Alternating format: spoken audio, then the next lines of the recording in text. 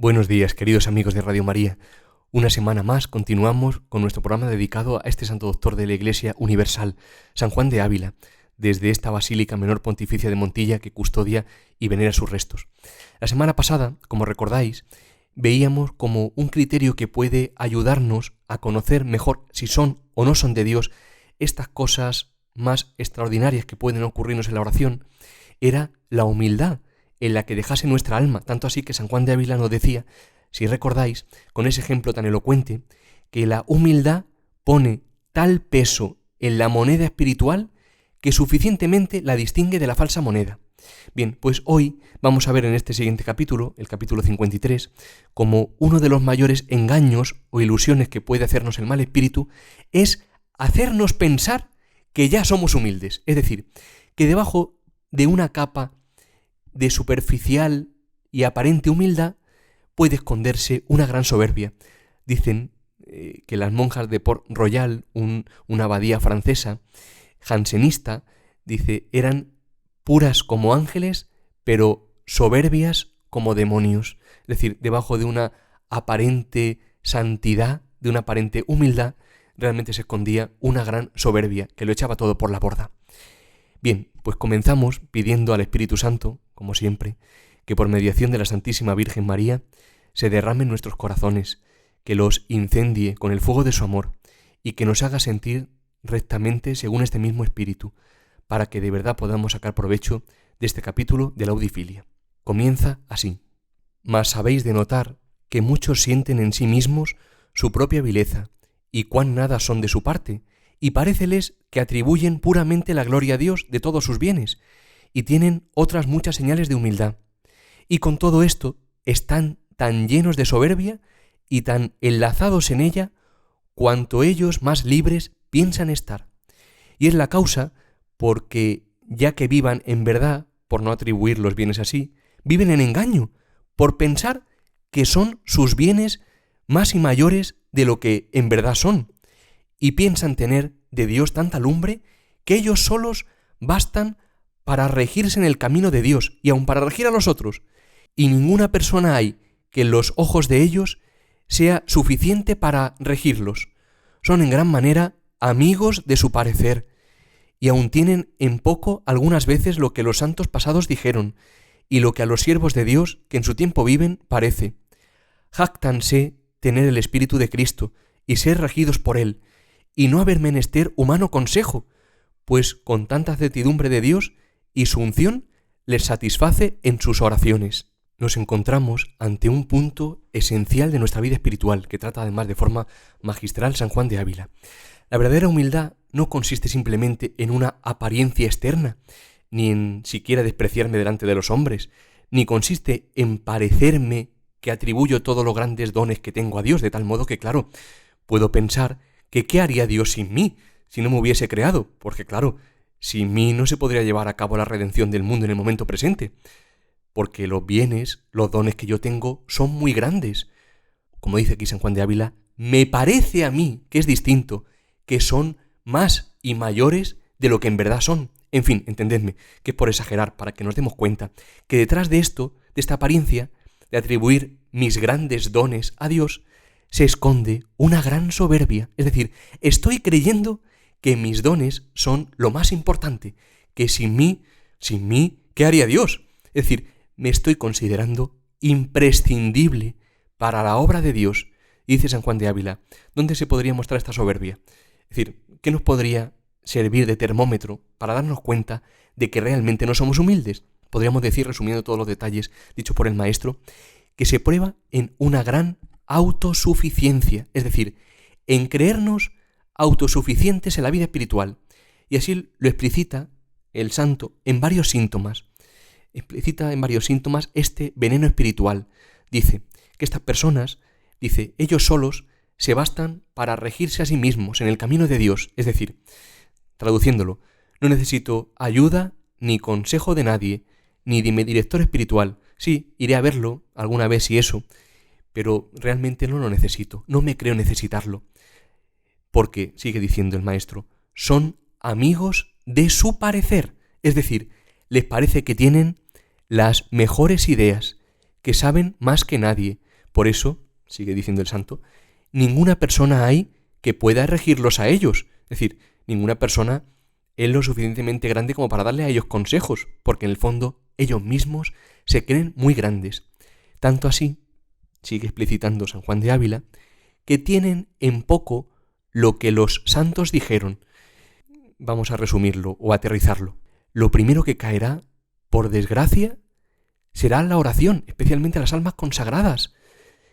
Caerán en la tentación de decir que todo lo que hacen es oración. Claro, los santos podrían decir, tenían menos cosas que hacer que en el momento actual. Dirán, claro, por eso rezaban más, porque tenían menos cosas que hacer. San Juan de Ávila decía que el tiempo de la oración era innegociable para él, innegociable. Dejar la oración, queridos hermanos, es la mayor señal de soberbia. ¿Por qué? Porque ya ni siquiera necesito de Dios.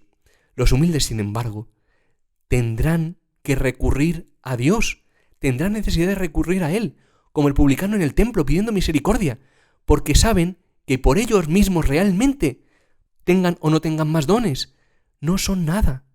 Y todo esto les lleva, como hemos leído también en San Juan de Ávila, les lleva a sentirse muy seguros, es decir, muy seguros por sí mismos, capaz de regir a los otros, muy capaces por sí mismos de dar consejos y de colocarse en un lugar de superioridad.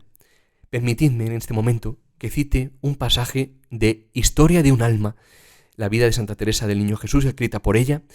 Como sabéis, esta otra doctora de la Iglesia francesa que murió muy jovencita, con apenas 24 años, a finales del siglo XIX, concreto en el 1897, y que justo en el momento que le encomienda la madre priora el encargo de ser a ella maestra de novicias, escribe una cosa preciosa, para que veáis el contraste entre los santos y entre los que se tienen por redentores del mundo.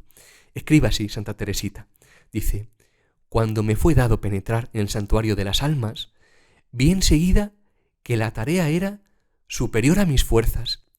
Entonces me eché en los brazos de Dios como un niñito, y escondiendo mi rostro entre sus cabellos, le dije: Señor, yo soy demasiado pequeña para dar de comer a tus hijas. Si tú quieres darle a cada una, por medio de mí, lo que necesita, llena tú mi mano, y entonces, sin separarme de tus brazos y sin volver siquiera la cabeza, yo entregaré tus tesoros al alma que venga a pedirme su alimento. Si lo encuentra de su gusto, sabré que no me lo debe a mí, sino a ti. Si por el contrario se queja y encuentra amargo lo que le ofrezco, no perderé la paz. Intentaré convencerla de que ese alimento viene de ti y me guardaré muy bien de buscarle otro. Sigue diciendo: Madre, desde que comprendí que no podía hacer nada por mí misma, la tarea que usted me encomendó dejó de parecerme difícil. Y aquí viene la frase más preciosa que se ha escrito. Vi que la única cosa necesaria era unirme cada día más a Jesús y que todo lo demás se me daría por añadidura. Y termina diciendo: y mi esperanza nunca ha sido defraudada. Dios ha tenido a bien llenar mi manita cuantas veces ha sido necesario para que yo pudiese alimentar el alma de mis hermanas. Aquí vemos, así son los santos, no se saben capaces de nada por sí mismos, no en apariencia además, sino en verdad, porque Dios les ha ofrecido el cáliz de la humillación. Ellos lo han aceptado, lo han bebido y han comprendido que sin Dios, sin estar íntimamente unidos a Jesucristo, por sí solos, verdaderamente, no pueden nada, por muchos dones que tuvieran. Ahora sí que Dios puede obrar a través de ellos grandes cosas a sus ojos, a los ojos de Dios, no necesariamente, siempre a los ojos del mundo. Bien, pues continuamos leyendo, que además el tiempo se acaba. Sigue San Juan de Ávila dándonos síntomas de esta falsa humildad. Escuchemos además atentos, porque es sumamente interesante. Dice así: piensan, como San Bernardo dice, en las casas ajenas y que en solas las suyas luce el sol, y desafían y desprecian a todos los sabios, como Goliat al pueblo de Dios. Solo aquel es bueno en su juicio que con ellos se conforma, y no hay cosa que más molesta les sea que haber quien les contradiga. quieren ser maestros de todos y creídos de todos, y a ellos a ninguno creen. Y a la discreción cauta de los experimentados llaman tibieza y temor, y a los desenfrenados fervores y novedades, llenas de singularidad o causadoras de alboroto, llaman libertad de espíritu y fortaleza de Dios. Y aunque traigan en la boca, cuasi a la continua, esto me lo dice mi espíritu, Dios me satisface, y semejantes palabras, otras veces alegan la escritura de Dios, mas no la quieren entender como la Iglesia, y los santos la entienden. Mas, como a ellos parece, creyendo que no tienen ellos menor lumbre que los santos pasados, antes que los ha tomado Dios por instrumento para cosas mayores que a ellos, y así, haciendo ídolos de sí mismos y poniéndose encima de las cabezas de todos con abominable altivez, es tan miserable el engaño de ellos que, siendo extremadamente soberbios, se tienen por perfectos humildes, y creyendo que en ellos solos mora Dios, está Dios muy lejos de ellos, y lo que piensan que es luz es muy oscuras tinieblas. En esta ocasión me parece más oportuno que vayamos analizando cuidadosamente todo lo que nos ha dicho San Juan de Ávila, para que podamos sacar el mayor provecho posible para nuestras almas, porque ciertamente todos nos podemos sentir muy denunciados por lo que aquí escribe el santo. Como tiene mucha enjundia lo que ha dicho, vamos a seguir intentando, por así decirlo, sistematizar estos síntomas que viene diciendo de la falsa humildad, de esta soberbia escondida.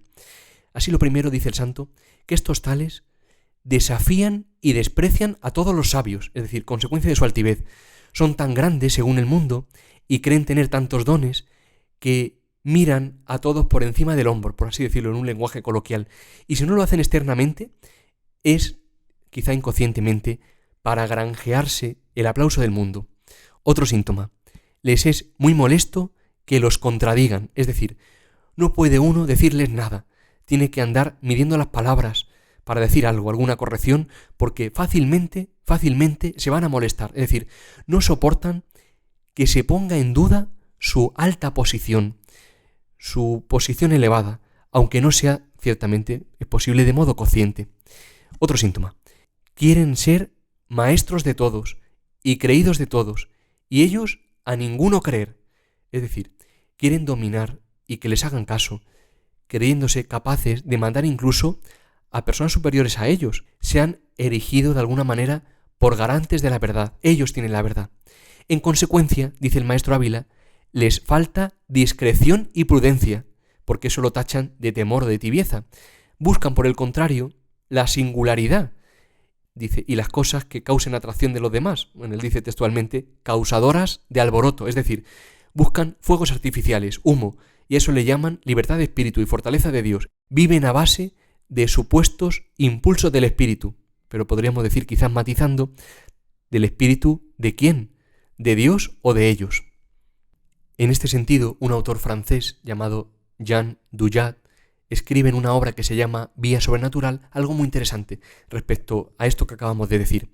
Dice, los éxitos visibles del apostolado no son verdaderos éxitos. Los apóstoles más santos son muchas veces santificados por una infinidad de fracasos que los purifican y les provocan sufrimientos muy fecundos, y no siempre ven los verdaderos resultados de su apostolado. Si el apóstol trabaja para sí mismo, sacrificará lo esencial y querrá organizar obras humanamente brillantes, pero esas obras no harán ningún bien sobrenatural, y las personas que él atraiga no serán santificadas. Otro autor francés, todo esto están citados en un libro muy interesante llamado El camino de la imperfección, de André Degnaud, otro autor francés. Escribe también a este respecto algo muy interesante. Él habla de la diferencia que existe entre el que se cree un héroe, que encajaría perfectamente con el perfil que vamos describiendo, y el verdadero santo. Ya veréis que ilumina mucho. Escribe así: el héroe es el hombre de su propia voluntad. El santo es el hombre de la gracia. El héroe está convencido de su fuerza. El santo, persuadido de su debilidad. El héroe trabaja para su gloria, para el triunfo de las causas temporales, como decía aquí San Juan de Ávila, causadoras de alboroto. El santo tiene en vista la gloria de Dios. El héroe tiene el sentido del hombre. El santo tiene el sentido de Dios. Podemos decir así para finalizar, el santo no es el testigo de su fuerza de voluntad o de sus virtudes naturales, sino de la locura de la cruz y de la debilidad transfigurada por la gracia. Por eso, como sigue escribiendo, llegan a creer que Dios los ha tomado como instrumentos para cosas mayores que lo que hicieron los santos, lo que les lleva a hacer además un ídolo de sí mismos, es decir, se tienen por héroes, como decíamos antes, poniéndose encima de las cabezas de los otros con abominable altivez, escribe San Juan de Ávila. Sin embargo, como dice el padre Lalement, dice algo también muy interesante en la doctrina espiritual. Dice, algunos creen que hacen mucho bien, porque están en lo más alto y son bien recibidos en todos los lugares por donde pasan. Se equivocan. Los medios en que se apoyan no son aquellos de los que Dios se sirve para hacer grandes cosas. Es preciso recordar que nuestro Señor, para salvar a las almas, no se contentó con predicar la verdad. Por amor, murió en la cruz por ellas. Igualmente, los apóstoles no pueden salvar a las almas sin sufrir por ellas. La altivez les llevará, claro, a no encontrar sentido al sufrimiento, algo tan absurdo humanamente hablando como la cruz. Mirar, una señal, consecuencia de esta altivez de la que venimos hablando, es cómo miramos a los pequeños de este mundo, es decir, a los pobrecitos me refiero. La misericordia de Dios ama lo pequeño y lo pobre. Claro ejemplo está en el buen ladrón o en el publicano del templo, que bajó justificado a su casa. El Señor derriba del trono a los poderosos y enaltece a los humildes, canta la Virgen María en el Magnífica. Sin embargo, cuando no hay Espíritu de Dios, no se mira a los pequeños de este mundo con misericordia y ternura, sino con cierto desprecio y altivez. Bien, pues terminamos ya con la última parte de este capítulo. En esta ocasión, San Juan de Ávila cita a un autor francés también, Jean Gerson, de finales del siglo XV, que escribe así. De estos, o que parecen a estos, dice Gerson, hay algunos a los cuales es cosa agradable ser regidos por su propio parecer y andan en sus invenciones guiados, o por mejor decir, arrojados por su propia opinión, que es peligrosísima guía.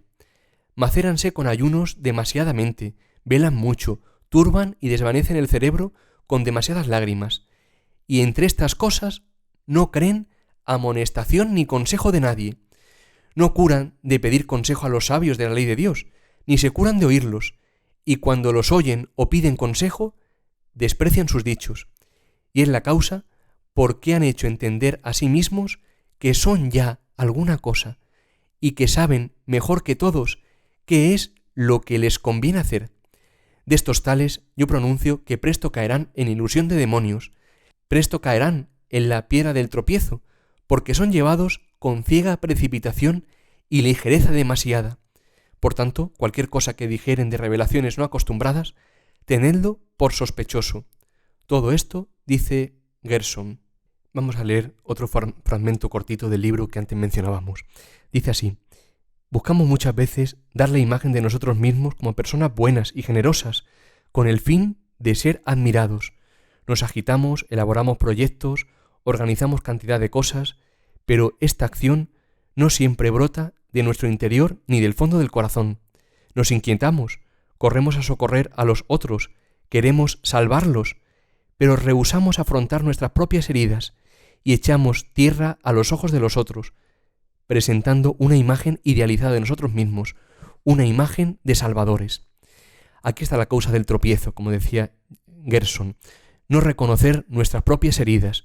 Por eso han caído por desgracia muchos que se tenían por grandes, porque debajo de su armadura, podríamos decir con este lenguaje así un poco más caballeresco, debajo de su armadura, llena de galones, de gloria humana, resplandeciente a los ojos de los demás, estaban en el fondo llenos de lepra, como el sirio Naamán.